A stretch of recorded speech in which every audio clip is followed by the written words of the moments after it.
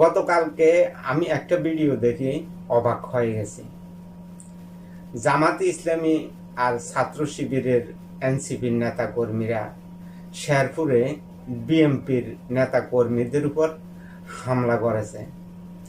নারে তকবীর আল্লাহু আকবর বলে বিএমপির নেতা কর্মীদের উপরে হামলা করেছে। তো আমি এই হামলার তীব্র নিন্দা ও প্রতিবাদ জানাই। জামাত ইসলামী ক্ষমতার যাওয়ার জন্য নিজেদের এক কর্মীকে হত্যা করে নিজেরাই এখন দৌড় চাপানোর চেষ্টা করতে আছে বিএমপির উপরে। পরিকল্পনা করিয়ে জামাত ইসলামী, ছাত্র শিবির, এনসিপির নেতা কর্মীরা এই হত্যাকাণ্ড ঘটিয়ে এখন বিএমপির উপরে দোষ চাপানোর চেষ্টা করতে আছে। তারা ক্ষমতা যাওয়ার জন্য নিজেদের লোককে নিজেরাই হত্যা করে এই হত্যার প্রতিবাদ করতে আছে। জামাতে ইসলামী এখন বর্তমানে হত্যার রাজনীতি করতে আছে, লাশের রাজনীতি করতে আছে।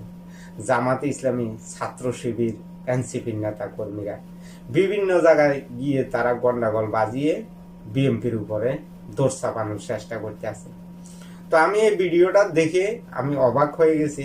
আপনারাও একটু ভিডিওটা দেখেন, জামাত ইসলামী কিভাবে বিএমপির নেতা কর্মীদের উপরে হামলা করতে আছে।